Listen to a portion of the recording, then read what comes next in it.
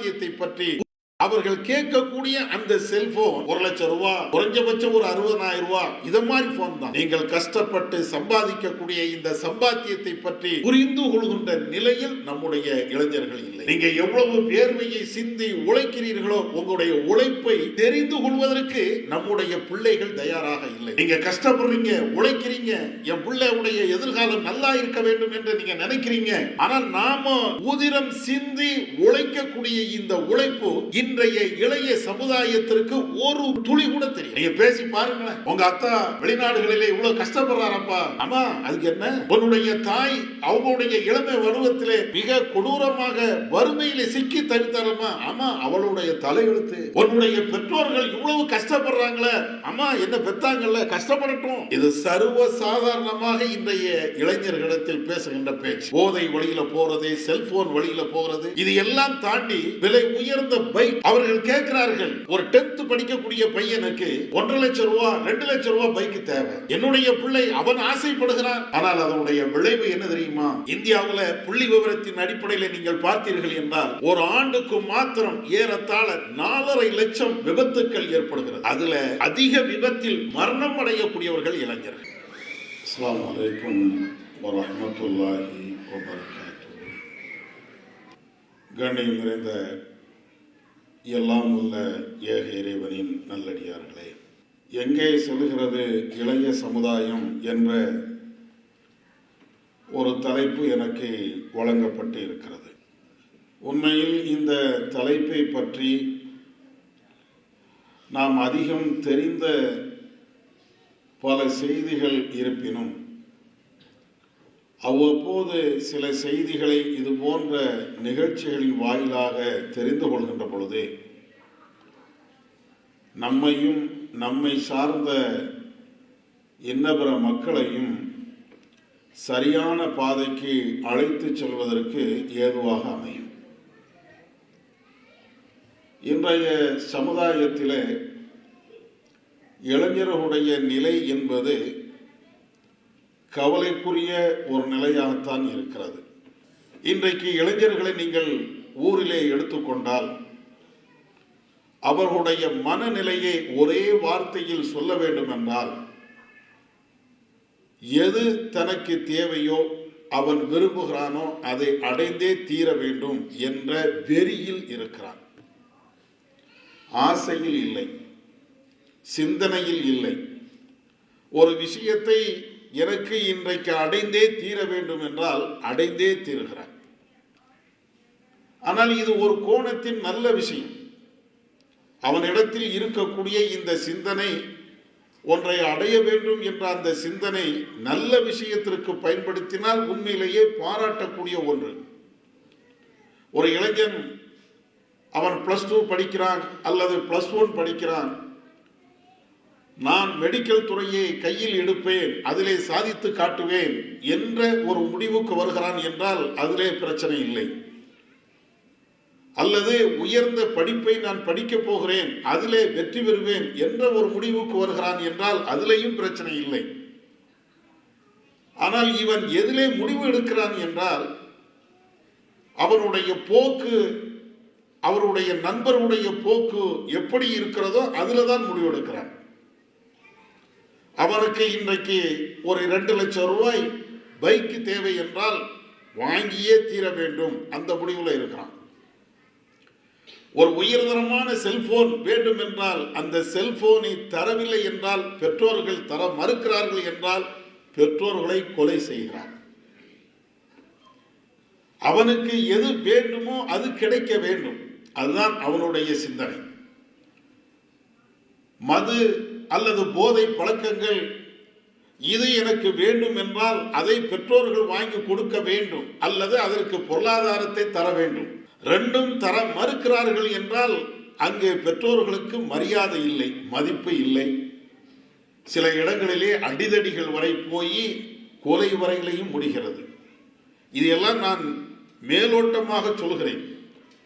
நான் சொல்லுகின்ற ஒவ்வொன்றுக்கும் பல ஆதாரங்களும் பல நடைமுறை சான்றுகளும் இருப்பதை இன்றைக்கும் நீங்கள் சமூக வலைதளங்களிலே, செய்தி ஊடகங்களிலே படிக்கலாம். சமீபத்திலே நம்முடைய ஜமாத்தின் சார்பிலே ஒரு அஜெண்டாவை நாங்கள் எடுத்தோம். இல்லந்தோறும் இப்ராஹிம் நபி என்ற அந்த அஜெண்டா. இந்த அஜெண்டாவினுடைய இந்த செயல் திட்டத்தினுடைய ஒரு பகுதியாக ஒவ்வொரு இளைஞனையும் அவன் இருக்கக்கூடிய இடத்தில் சந்தித்து இப்ராஹிம் நபி அவர்களை பற்றி பேச வேண்டும் என்று மாநில தலைமை முடிவு எடுத்து மாநில நிர்வாகிகளில் இருந்து கீழ்நிலையில் இருக்கக்கூடிய உறுப்பினர்கள் வரையிலையும் ஒவ்வொரு தெருவாக ஒவ்வொரு வீடாக இளைஞர்களை நாங்கள் சந்தித்தோம். அந்த இளைஞர்களை சந்திக்கின்ற பொழுது இதுவரையிலையும் நம்முடைய இஸ்லாமிய இளைஞர்கள் அவர்களை பற்றி உள்ள சிந்தனை எப்படி இருந்ததோ அது அப்படியே தவிடுபடியாக ஆனது.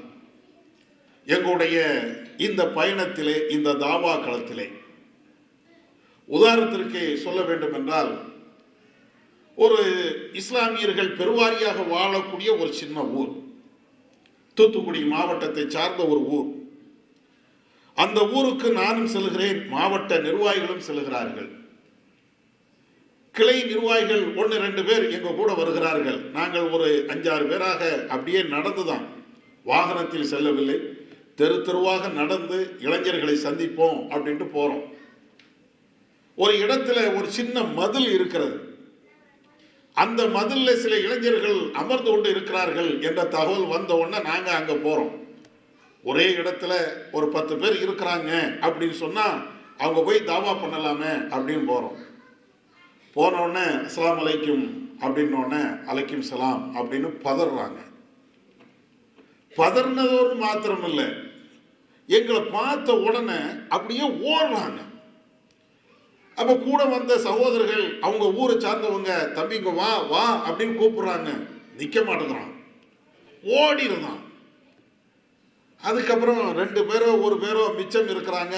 அவங்கள்ட்ட நாங்கள் இப்ராஹிம் நபியை பற்றி உங்கள்கிட்ட தாவா பண்ணுறதுக்காண்டி வந்திருக்கிறோம்ப்பா, நாங்கள் தௌஹீத் ஜமாத்து இப்படின்னு அறிமுகப்படுத்தினோடனே, அப்பாட ஓ இதுக்கு தான் வந்திருக்கீங்களோ அப்படின்னாங்க. அப்போ ஏன் அவங்க ஓடினாங்க அப்படின்னா, நீங்கள் ஏதோ இஸ்லாத்தை சொல்கிறதுக்காண்டி வந்திருக்கிறீங்க அதை நினச்சா எல்லாருமே ஓடுறாங்க. எப்போ இஸ்லாத்தை சொல்லத்தான் நாங்களும் வந்திருக்கிறோம் அப்படின்னோடனே, சரி சரி வேற ஏதாவது எங்கள் கையில் இருக்கக்கூடிய மற்ற பொருட்களை பறிச்சிருவீங்க அல்லது அதுக்கு எதிராக ஏதாவது பேசிடுவீங்க என்ற தயக்கம். கடைசி நாங்கள் பேசுகிறோம், ஒரு பேச்சும் அவன் காதில் உழலை. இப்படி பார்க்குறான், அப்படி பார்க்குறான், தெற்க பார்க்குறான், வடக்க பார்க்குறான். கடைசி நாங்கள் சொல்கிறத சொல்லிட்டு தொழுகைக்கு பள்ளிவாசலுக்கு வாங்க அப்படின்னோம். அப்படின்னு ஒரு தலையாட்டி எல்லாத்தையும் முடித்த பிறகு 2 ஸ்டெப்பு போகிறோம். அதே மாதிரி அந்த 10-15 பேருங்க வாராங்க. வந்தால் கையில் ஃபுல்லாக மொபைல் ஃபோன். முதல்ல எப்படி இருந்தாங்களோ அதே மாதிரி இருக்கிறாங்க. யாரையும் திரும்பி பார்க்கல, நண்பனோடி பேசலை, யார்கிட்டையும் எந்த வார்த்தையும் பேசலை. அத்தனை பையங்கள்கிட்டையும் உயர்தரமான மொபைல் ஃபோன், உயர்தரமான அந்த கேம்களை வைத்துக்கொண்டு ஏதோ விளையாடுறாங்க. ஒரு சின்ன சின்ன ஓசைகள் மாத்திரம் வருகிறது. நாங்கள் வந்துட்டு போனது கூட அவங்களுக்கு தெரியலை. இது ஒரு பக்கம். இன்னொரு ஊருக்கு போகிறோம், ஒரு இருட்டடைந்த ஒரு பகுதி. அங்கே சில இளைஞர்கள் இருக்கிறார்கள் என்று எண்ணி அங்கே நாங்கள் போகிறோம். போன உடனே அப்படியே ஒரு மாதிரியா மயக்கத்தில் நிற்கிறாங்க. கூட வந்த தோழர், அவர் ஊருக்காரர், அவர் சொல்கிறாரு, வேண்டாம் அந்த பையங்களை சந்திக்காதீங்க அப்படின்னாங்க. ஏங்க அப்படின்னு கேட்டாச்சுன்னா, அவங்க போதையில் இருக்கிறாங்க, அவன் என்ன செய்வானே தெரியாது. நீங்கள் இப்ராஹிம் நபிங்கிறீங்க, அவங்க பேசாமல் பொலார்னு சவுட்டில் அடிச்சிடுவான். நீங்கள் இஸ்மாயில் நபிங்கிறீங்க, இப்ராஹிம் நபி இஸ்மாயில் நபியை குர்பானி கொடுக்க அழைத்துட்டு போன மாதிரி அவன் நம்மளை குர்பானி கொடுத்துருவான். அதனால் ஏன்னா போதையில் இருக்கிறாங்க, என்ன நிலையில் இருக்கிறான்னு அவங்களுக்கு தெரியாது, அவங்கள்ட்ட நீங்கள் தாவா பண்ண வேண்டாம் அப்படின்னு எங்களை அழைச்சிட்டு வேற பக்கம் கூட்டு போகிறாங்க. இது எங்கேயோ நடக்கக்கூடிய நிகழ்வை நான் சொல்லலை, நம்ம ஊரில். இன்னும் சொல்ல போனால் இந்த ஊர் பேரைத்தான் நான் இந்த ஊரை சேர்ந்தவர்கள் கூட இங்கே இருக்கலாம். நம்முடைய இளைஞர்கள், இஸ்லாமிய இளைஞர்கள், நான் இன்ன பிற மதத்தோருடைய இளைஞர்களை சொல்லலை, போதையில் அப்படி தள்ளாடிக்கிட்டு இருக்கிறாங்க. அதே போன்று செல்போனில் பார்க்கிறது ஒரு பக்கம், அதிலே சில விஷயங்களை படிப்பது, நன்மைக்கு பயன்படுத்துவது இது ஒரு பக்கம். ஆனால் இதையெல்லாம் தாண்டி அவனுடைய போக்கு செல்போன் அது எங்கேயோ போய்கிட்டே இருக்கிறது. நான் சொல்வது யதார்த்தத்தை சொல்கிறேன், நீங்களும் புரிந்திருப்பீர்கள். உங்களுடைய பிள்ளைங்க ஊரில் இருக்கிறார்கள் என்றால், அவன் ஒரு 7ஆம் கிளாஸ் அல்லது 8வது வகுப்பு படிக்கிறான் என்றால் முதல்ல உங்கள்கிட்ட கேட்பது செல்போன் தான். என் பிள்ளை தானே கேட்கிறான் அப்படின்னு நம்மளும் வாங்கி கொடுத்துருவோம். ஏன் செல்போன் அவன் கேட்கிறான் இந்த கேள்வி கூட நம்மிடத்தில் வராது. குறிப்பாக நம்முடைய தாய்மார்களிடத்திலும் வராது. என் பிள்ளை செல்போன் கேட்கிறானே என்ன காரணம், அது தேவையா, அவசியமா, இது எதையுமே நம்முடைய பெற்றோர், நம்முடைய மனைவிமார்களோ அல்லது நம்முடைய பெண்களோ கேட்க மாட்டாங்க. அது மாத்திரம் இல்லை, அவர்கள் கேட்கக்கூடிய அந்த செல்போன் ஒரு சாதாரண போனா இருந்தா கூட பிரச்சனை இல்லை. விலை உயர்ந்த போன், 1 லட்சம் ரூபாய், குறைஞ்சபட்சம் ஒரு 60,000 ரூபாய், இதை மாதிரி போன் தான். நீங்கள் கஷ்டப்பட்டு சம்பாதிக்கக்கூடிய இந்த சம்பாத்தியத்தை பற்றி புரிந்து கொள்கின்ற நிலையில் நம்முடைய இளைஞர்கள் இல்லை. நீங்க எவ்வளவு வேர்வையை சிந்தி உழைக்கிறீர்களோ உங்களுடைய உழைப்பை தெரிந்து கொள்வதற்கு நம்முடைய பிள்ளைகள் தயாராக இல்லை. இதுதான் முதல்ல நம்ம புரியணும். நீங்க கஷ்டப்படுறீங்க, உழைக்கிறீங்க, என் பிள்ளையுடைய எதிர்காலம் நல்லா இருக்க வேண்டும் என்று நீங்க நினைக்கிறீங்க. ஒவ்வொரு பெற்றோர்களும் அப்படித்தான் நினைப்போம். ஆனால் நாம உதிரம் சிந்தி உழைக்கக்கூடிய இந்த உழைப்பு இன்றைய இளைய சமுதாயத்திற்கு ஒரு துளி கூட தெரியல. நீங்க பேசி பாருங்களேன், உங்க அத்தா வெளிநாடுகளிலே இவ்வளவு கஷ்டப்படுறாரப்பா, ஆமா அதுக்கு என்ன அப்படிங்கிறான். உன்னுடைய தாய் அவங்களுடைய இளமை பருவத்திலே மிக கொடூரமாக வறுமையிலே சிக்கி தவித்தாரமா, ஆமா அவளுடைய தலையெழுத்து அப்படிங்கிறான். உன்னுடைய பெற்றோர்கள் இவ்வளவு கஷ்டப்படுறாங்களே, அம்மா என்ன பெத்தாங்கல்ல, கஷ்டப்படட்டும். இது சர்வ சாதாரணமாக இன்றைய இளைஞர்களிடத்தில் பேசுகின்ற பேச்சு. போதை வழியில போறது, செல்போன் வழியில போகிறது, இது எல்லாம் தாண்டி விலை உயர்ந்த பைக் அவர்கள் கேட்கிறார்கள். ஒரு 10th படிக்கக்கூடிய பையனுக்கு 1.5 லட்சம் ரூபாய் 2 லட்சம் ரூபாய் பைக்கு தேவை. நாமளும் ஏன் எதற்கு கேட்கல? என்னுடைய பிள்ளை அவன் ஆசைப்படுகிறான், அதற்கு நமக்கு நாமே சொல்லக்கூடிய ஒரு நியாயம் என்ன தெரியுமா? அவனுடைய தோழர்கள் அத்தனை பேர்களுமே இதே போன்று பைக்கை வைத்திருக்கிறார்கள், இதே போன்று வாகனங்களை வைத்திருக்கிறார்கள். அவன் கூட்டாளிகள் அனைவரிடத்தில் இது போன்ற வாகனம் இருக்கும் போது என் பிள்ளைக்கு மாத்திரம் இது போன்ற ஒரு பைக் இல்லை என்றால், அதனால் நான் வாங்கி கொடுக்கிறேன் என்று நமக்கு நாமே சமாதானம் பேசிக் கொள்வோம். ஆதாரத்தை நமக்கு நாமே திரட்டிக் கொள்கிறோம். ஆனால் அதனுடைய விளைவு என்ன தெரியுமா? அரசாங்கம் இன்றைக்கு பல்வேறு சட்டங்களை கொண்டு வந்திருக்கிறது. 18 வயதிற்கு முன்பாக ஒரு பையன் பைக்கை ஓட்டுகிறான் என்றால் அவனுக்கும் தண்டனை, அவனுடைய பெற்றோர்களுக்கும் தண்டனை. இதெல்லாம் அரசாங்கம் போட்டிருக்கக்கூடிய சட்டம். ஆனாலும் கூட இளைஞர்களிடத்தில் இன்றைக்கு பைக் இல்லாத ஒரு இளைஞரை நீங்கள் பார்க்க இயலாது. நீங்கள் வாங்கி கொடுக்கவில்லை என்றால் அவனே வாங்குவான்.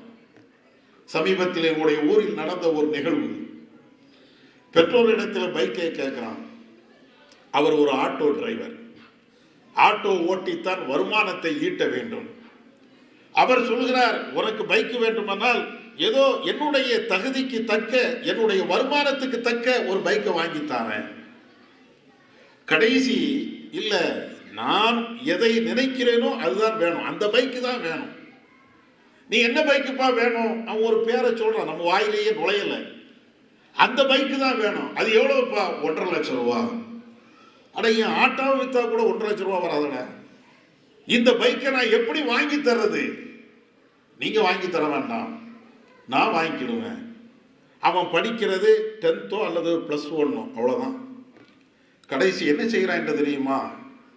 பைக் வாங்கணும் அப்படிங்கிறதுக்காக வேண்டி அவனே வேலைக்கு போறான். ஒவ்வொரு மாசமும் அல்லது ஒவ்வொரு நாளும் வருகின்ற அந்த வருமானத்தை அப்படியே சேகரிக்கிறான். இவங்க காசு கொடுக்கல, பெற்றோர்களுக்கு காசு கொடுக்கல. ஆனாலும் அவனே டெய்லி ஏதாவது ஒரு வேலைக்கு போய் போய் போய் கிட்டத்தட்ட குறிப்பிட்ட ஒரு காலகட்டத்தில் அதே போன்ற 1.5 லட்சம் ரூபாய் சம்பாதிக்கிறான். ரொம்ப ஆச்சரியம்தான். ஆனா ஒரு குறுகிய காலத்தில் இல்லை, கொஞ்சம் நீண்ட காலம் எடுத்துக்கிறான். 1.5 லட்சம் ரூபாய் சம்பாதிச்சுட்டு வெளியூருக்கெல்லாம் போய் சம்பாதிச்சுட்டு நேர ஊருக்கு வாரான். அதே பைக் 1.5 லட்சம் ரூபாய்க்கு எடுக்கிறான். 1.5 லட்சம் ரூபாய்க்கு எடுத்து தன்னுடைய பெற்றோர்கள்ட்ட அப்படியே ஒரு ஏளனமான ஒரு பார்வை, நான் உன்கிட்ட பைக்கு கேட்ட நீ தரல, நான் என்னுடைய உழைப்பில் எடுத்திருக்கக்கூடிய பைக்கு அப்படிங்கிறான். சரி, ஏதோ அவனுக்கு ஆசைப்பட்டான், அவன் உழைச்சான், அவன் சம்பாதிச்சான், எடுத்துட்டான் அப்படி நிம்மதியா இருக்கும்போது ஒரு நாள் இரவு நைட்டு 11 மணிக்கு அந்த ஊர்ல இவனும் இவனுடைய நண்பரும் அதே பைக்ல போறாங்க. பைக் வாங்கி ஏறத்தாழ 1 மாசம் கூட ஆகல. பைக்கில் இவங்க போறாங்க. பேரிக்காடு ரோட்ல வச்சிருப்பாங்கல்ல, இவன் போன ஸ்பீட்ல அந்த பேரிக்காடுல போய் மோதுகிறான். ஓட்டுன இந்த பையன், சம்பாதிச்சு வாங்கி அந்த பையன் ஸ்பாட் அவுட். அந்த பெட்ரோல் அந்த ஆட்டோ தொழிலாளி துடிக்கிறார். அட, இதுக்கு தாண்டா நான் வாங்கி தர மாட்டேன்னு. நீ என் பிள்ளை இல்லடா, என்னுடைய பாசத்துக்குரிய பிள்ளை இல்லடா. எனக்கு என்ன 1 லட்சம் ரூபாய் அது கஷ்டப்பட்டு கடன் வாங்கி கூட நான் வாங்கி தந்திருக்கலாம். ஆனா பைக்கை வாங்கி இன்னைக்கு ஓட்டி என் பிள்ளை இல்லைன்னு ஆகி போயிட்டிய, உயிரே போயிடுச்சு. எப்படி இருக்கும் யோசிச்சு பாருங்க. துடிதுடித்து போனார்கள். இன்னும் சொல்ல போனால் அவர்களும் ஒரு தௌஹீத் சிந்தனையை கொண்டவர்கள். என்ன செய்ய முடியும்? இன்னைக்கு அந்த பையன் இல்லை, பைக் இருக்கிறது. இது ஒரு நிகழ்வு மாத்திரம் இல்லை, பல நிகழ்வுகள்.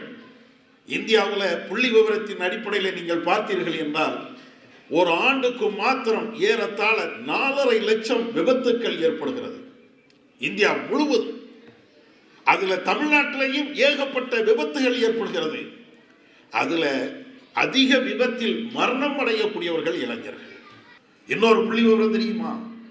இந்தியாவினுடைய இளைஞர்களுடைய எண்ணிக்கை இன்றைக்கு குறைவு, முதியவர்களுடைய எண்ணிக்கை இன்னைக்கு கூடிக்கொண்டே இருக்கிறது. இதுதான் இன்னைக்கு இந்தியாவினுடைய நிலை. இந்த நிலையில ஒவ்வொரு வீட்டிலையும் நாம பாசத்தை ஊட்டி வளர்க்கக்கூடிய அந்த இளைஞர்கள் பைக் என்ற அடிப்படையில், போதை என்ற அடிப்படையில் அவர்களுடைய உயிரை இழக்குகிறார்கள் என்றால், உயிரை மாய்த்துக் கொள்கிறார்கள் என்றால் எங்க போகுது? அவன் நினைக்கிறான், எதை நினைக்கணுமோ அதை சாதிக்கிறான். இன்னொரு விஷயம் தெரியுமா? ஒரு நேரத்தில் போதை என்பது இவனாக தேடி சென்றால் கிடைக்கும். ஆனால் இன்றைக்கு அப்படி அல்ல. எந்த வீட்டில் உங்களுக்கு போதை வேண்டுமோ அந்த வீட்டை கதவை தட்டுகிறது. எங்க ஊர் அதுல விதிவிலக்கு, அந்த ஊர் இது. யார் அப்படி பெருமை பேசாதீங்க. எந்த ஊரு நீங்க சொல்லுங்க, அந்த ஊர்ல நீங்க சாராயத்தை நம்பாதீங்க. சாராயம் அல்ல பிரச்சனை. சாராயத்தை எந்த இளைஞர்களும் தொட்டு கூட பார்க்கிறது இல்லை. இது வேற லெவல். 1 கிராம் போதும், 5 கிராம் போதும், அந்த மாதிரி உள்ளது எல்லா இடத்திலையும். இதை கண்டும் காணாமலும் அரசாங்கமும் வேடிக்கை பார்த்து கொண்டு இருக்கிறது. நீங்கள் செய்தித்தாளிலே படித்திருப்பீர்களே, செய்தி சேனல்ல படிச்சிருப்பீங்களே, குஜராத்தில் அதானி அந்த துறைமுகத்தில் 2000 கோடி அளவுக்கு போதைப் பொருள் அங்கே கண்டெடுக்கப்பட்டது என்று சொன்னார்கள். என்ன ஆனது என்று தெரியவில்லை. ஒவ்வொரு நாளும் நீங்கள் பார்த்தீர்கள் என்றால் அங்கே இவ்வளவு போதைப் பொருள், இங்கே இவ்வளவு போதைப் பொருள், நாங்கள் இதை பிடித்திருக்கிறோம் அதை பிடித்திருக்கிறோம் என்று சொன்னார்கள். எங்கே போனது? எங்கே போச்சு? அது கோடிக்கணக்கான மதிப்புள்ள அந்த போதைப் பொருள், அதுவும் குறிப்பாக இளைஞர்களை நோக்கி வருகின்ற அந்த போதைப் பொருள், அதிலையும் குறிப்பாக இஸ்லாமிய இளைஞர்களை நோக்கி வந்து கொண்டே இருக்கிறது. இன்றைக்கு இந்தியாவில் இளைஞர்கள் இளைஞர்களாக வாழ்வதை கேள்விக்குறிதான். அதுதான் யதார்த்தமான உண்மை. எங்க பார்த்தாலும் போதை. நீங்க அங்கதான் இங்கதான் அப்படிலாம் ஒண்ணு கிடையாது. ஒரு நேரத்தில் ஒதுக்குப்புறங்களில் கிடைத்த போதைப் பொருள் எல்லாம் இன்னைக்கு நடு வீதியிலே கிடைக்கிறது. எல்லா இடத்திலையும் கிடைக்கும். கல்லூரியில வேண்டுமா, கல்லூரியிலையும் ஹாஸ்டல்ல வேண்டுமா, கிடைக்குது. ஜெயிலுக்குள்ளேயே போதைப் பொருள் கிடைக்கும் போது இது போன்ற இடங்கள்ல கிடைக்கிறதுக்கு ஆச்சரியமா? செய்திகள்ல படிக்கத்தானே செய்யறோம். ஜெயில நம்ம ஒரு சாதாரண பிஸ்கட் கொண்டு போனா அதுல 1008 சோதனைகள். அந்த இடத்துக்கு உள்ளத போதைப் பொருளையும் கண்டுபிடிக்கிறாங்க. அப்ப எல்லா இடத்திலையும் வியாபித்து இருக்கக்கூடியதுதான் இந்த போதைப் பொருள். அதுல இளைஞர்கள் அவ்வளவு மதிமயங்கி போய் இருக்கிறாங்க. இது போன்ற ஏராளமான செய்திகளை சொல்லிக்கிட்டே போகலாம், உங்களுக்கு எல்லாம் தெரியும். ஆனா தீர்வு தான் என்ன? உலகத்தினுடைய இளைஞர்களுக்கு இஸ்லாம் சொல்லக்கூடிய தீர்வு, குறிப்பாக நம்முடைய இளைஞர்களுக்கு இஸ்லாம் சொல்லக்கூடிய தீர்வு அது என்ன? எப்படி இஸ்லாம் பேசுகிறது? ஒன்று ரெண்டு சம்பவங்கள் நான் இப்போ எடுத்துக்காட்டுக்கு தான் சொல்லியிருக்கிறேன். இத மாதிரி ஏராளமான செய்திகள், ஏராளமான சம்பவங்கள் ஒவ்வொரு நாளும் நடக்கும். நான் பேசுகின்ற இந்த நேரத்தில் கூட நடந்து கொண்டு இருக்கும். இதுதான் யதார்த்தம். இதை திருத்துவதற்கு ஒரே ஒரு வழி இஸ்லாம் சொல்லி காட்டுகிறது. வல்லல்லாஹ் தன்னுடைய திருமறை குர்ஆனிலே சொல்லி காட்டுகின்ற பொழுது, யா அய்யுஹல்லதீன ஆமனு கூ அன்ஃபுஸக்கும் வ அஹ்லீக்கும் நாரா, நம்பிக்கை கொண்டவர்களே, உங்களையும் உங்களுடைய குடும்பத்தார்களையும் நரகத்தில் இருந்து பாதுகாத்துக் கொள்ளுங்கள். அல்லாஹ் எடுத்த எடுப்புல ஒட்டுமொத்த இஸ்லாமிய சமூகத்திற்கு இறைவன் சொல்லக்கூடிய ஒரே ஒரு வார்த்தை, உங்களையும் உங்களுடைய குடும்பத்தார்களையும் நரகத்திலே இருந்து நீங்க காப்பாத்துங்க. அவன் போதையை நோக்கி செல்கிறான், விபச்சாரத்தை நோக்கி செல்கிறான், செல்போன் என்ற அடிப்படையில் அதுக்கு அடிமையாகவே ஆகிவிட்டான். பைக்கு என்ற அடிப்படையில் அதில் போய் தன்னுடைய உயிரையை மாய்க்கக்கூடிய அளவிற்கு அவனுடைய பிடிவாத குணங்கள் மாறிக்கொண்டே இருக்கிறது. குடும்பத்தில் பெற்றோர்களை மதிப்பதில்லை, உற்றார்களை மதிப்பதில்லை, பெரியவர்களை மதிப்பதில்லை. எல்லோருமே அவனுக்கு விரோதியாகத்தான் தருகிறார்கள், அவனுடைய நண்பர்களை தவிர. இதுதான் இளைஞருடைய நிலை என்றால், முதல்ல அவர்களை திருத்த வேண்டிய, அவர்களுக்கு நல்லுபதேசம் செய்ய வேண்டிய, அவர்களுக்கு சரியான பாதையை காட்ட வேண்டிய மிகப்பெரிய பொறுப்பு பெற்றோர்களுக்கு உண்டு. அதைத்தான் அல்லாஹ் இந்த வசனத்திலே சொல்கிறார். என் புள்ள தானே, என் புள்ள வழி தவற மாட்டான், என் புள்ள கெட்ட பழக்கத்துக்கு போக மாட்டான், என் புள்ள தருதலையாக மாற மாட்டான். தயவு செய்து இந்த வார்த்தையை யாரும் சொல்லாதீங்க, யாரும் சொல்லக்கூடாது, நான் உட்பட. என் பிள்ளை எல்லாம் யோக்கியமா தான் இருக்கிறான், அவரை பற்றி எனக்கு எந்த கவலையும் இல்லை என்று நம்முடைய இளைஞர்களை பற்றி நமக்கு நாமே பேசுகின்ற இந்த வார்த்தை தான் அவன் தருதலையாக அல்லது மார்க்கத்துக்கு விரோதமாக போவதற்கு அதான் காரணம். யார் பிள்ளையாக இருந்தாலும் முதல்ல அவனுக்கு ஒழுக்கத்தை சொல்லி, இறை பயத்தை சொல்லி, மறுமையை சொல்லி அவனை வளருங்க. அதுதான் சரியாக இருக்கும். இஸ்லாம் அதைத்தான் நமக்கு மிக முக்கியமாக போதிக்கிறது. முதல்ல அல்லாஹ்விடத்துல, அல்லாஹ்வை பற்றி நம்முடைய பிள்ளைகளிடத்தில் இதை நீங்க பேசுங்க. என்னைக்காவது பேசியிருக்கிறோமா? அவன் பள்ளிக்கூடம் செல்கிறான் என்றால் படித்தாயா என்று கேட்கிறோம். அவன் கல்லூரிக்கு செல்கிறான் என்றால் கல்லூரிக்கு போனியா என்று நாம கேட்கிறோம். இதை தாண்டி அந்த பிள்ளைகளிடத்துல, நம்முடைய இளைஞர்களிடத்துல வேற எதையும் நம்ம பேசல. பேசுறதுக்கு வார்த்தை இருக்கோ இல்லையோ மறந்து விட்டு சென்று கொண்டே இருக்கிறோம். நீங்க கூப்பிட்டு அவன்கிட்ட கேளுங்க, என்ன உங்களுடைய வருமானத்தை பத்தி பேசுங்க பிள்ளைகள்கிட்ட, உங்களுடைய சம்பாத்தியத்தை பற்றி பேசுங்க, உங்களுடைய கடந்த கால நிகழ்வுகளை பற்றி அவன்கிட்ட பேசுங்க. அவன்கிட்ட ஒவ்வொரு நேரமும் அதை சொல்லிக்கிட்டே இருங்க. நான் கோடீஸ்வரன் அல்ல, கோடீஸ்வரனா இருந்தாலும் நீ எனக்கு புள்ள அப்படிங்கிறத உணர்த்துங்க. நம்ம யாரும் நம்முடைய கஷ்டத்தை பிள்ளைகளோடு பகிர்ந்து கொள்வதில்லை. நம்ம படுகின்ற அந்த வேதனையை நம்முடைய பிள்ளைகள்கிட்ட பேசுவதற்கு நம்ம தயக்கம் காட்டுகிறோம். ஏன்? என் கஷ்டம் என்னோடு போட்டோம். அப்படி அல்ல. நம்ம படுகின்ற அந்த கஷ்டம், நாம உணர்கின்ற அந்த சிந்தனை நம்முடைய பிள்ளைகளுக்கு வேணும். கடந்த காலம் வேற. நம்ம எல்லாம் சிறார்களாக இருக்கும் போது நம்முடைய பெற்றோர்கள் படுகின்ற அந்த கஷ்டத்தை கண்முன்னால பார்த்தோம். ஆனா இந்த காலம் அப்படி அல்ல. நாம படுகின்ற இந்த பாட்டை நம்முடைய பிள்ளைகள் கண் கொண்டு கூட பார்ப்பதற்கு தயாராக இல்லை. என் பெற்றோர் தானே, எவ்வளவு நாள் கஷ்டப்படட்டும் அப்படின்னு அவன் நினைக்கிறான். அதனால முதல்ல அவனை கூப்பிட்டு எல்லா விஷயத்தையும் நாம பேசுவதை போல அவர்களிடத்தில் இதையும் நாம பேசணும். அப்ப இந்த அடிப்படையில நாம படுகின்ற இந்த கஷ்டங்களை, நாம படுகின்ற இந்த செய்திகளை அவங்களுக்கு தெரியும். தெரிஞ்சாலேயே ஓரளவுக்கு அந்த இளைஞர்கள் தெரிஞ்சு வருவாங்க. நீங்க இதுல இன்னொன்னு நீங்க விலகிக் கொள்ளணும். ஏதோ இளைஞர்கள் என்று நான் சொல்லுகின்ற பொழுதே ஆண்களைத்தான் சொல்லுகிறேன், அவங்களுக்கு தான் இந்த மாதிரி நிலையில போறாங்க அப்படி மட்டும் நினைக்காதீங்க. பெண் இளைஞர்களும் இதே நிலைக்கு தள்ளப்பட்டு இருக்கிறார்கள். அவங்களுடைய நிலையை நீங்கள் பார்த்தீர்கள் என்றால் இன்னும் வருந்த தகுந்த ஒன்று, ரொம்ப மோசமான ஒரு நிலை. ஒரு இஸ்லாமிய குடும்பத்தை சார்ந்த ஒரு சகோதரர்கள், நமக்கு நெருங்கிய பழக்கத்தில் இருக்கக்கூடிய ஒரு சகோதரர், அவர் ஒரு நாள் நம்ம இடத்துல வருகிறார். குடும்ப நிகழ்வு தான், நீங்க யார்ட்டையும் சொல்லிடாதீங்க, எனக்கு மனது பாரமாக இருக்கிறது அப்படின்னு சொல்லிட்டு அவர் சொல்றார். என்ன விஷயம் அப்படின்னு கேட்கும்போது, என் மகளுக்கு நீங்க கொஞ்சம் உபதேசம் பண்ணுங்க அப்படிங்கிறார். ஏன், நீங்க எல்லாம் மார்க்கத்தை தெரிந்தவர்கள், இஸ்லாத்தை நன்கு புரிந்தவர்கள், குர்ஆனை நல்ல தெரிஞ்சவங்க தானே, என்ன பிரச்சனை? உங்க பிள்ளையும் அதே மாதிரி நல்ல தெரிஞ்ச அந்த மார்க்க தொடர்போடு இருக்கக்கூடிய ஆட்கள் தானே அப்படிங்கும் போது, இல்ல நீங்க பேசுங்க. அப்ப அவர் ஒண்ணு சொல்கிறாரு, என்னுடைய மகா நான் எப்படி வளர்க்கணுமோ மார்க்க நெறியின் அடிப்படையில் தான் வளர்த்தேன். ஏதோ இறைவனுடைய நாட்டத்தின் அடிப்படையில் இன்னைக்கு அவளுடைய தொடர்பு வேற ஒரு ஆணோடு போகிறது. அப்ப வேற ஆணுனா யாரு அப்படின்னு கேட்கிறேன். பிற மதத்தை சார்ந்த ஒரு பையன், பிற மதத்தை சார்ந்த ஒரு பையனோடு இந்த பிள்ளைக்கு எப்படி தொடர்பு ஏற்பட்டது? இன்ஸ்டாகிராமு அல்லது வாட்ஸ்அப்பு அல்லது இந்த செல்போன். இப்ப என்ன செய்ய போறீங்க, என்ன சொல்லணும்னு எனக்கே தெரியல. ஆனா அந்த பையனை தான் திருமணம் பண்ணணும்னு இந்த பிள்ளை நிக்குது. நீங்க பேசுனீங்களா? பேசுனேன். அவங்க அம்மா விட்டு பேச சொன்னீங்களா? பேசி பார்த்தேன். ஆனா உறுதியாக இருக்கிறது.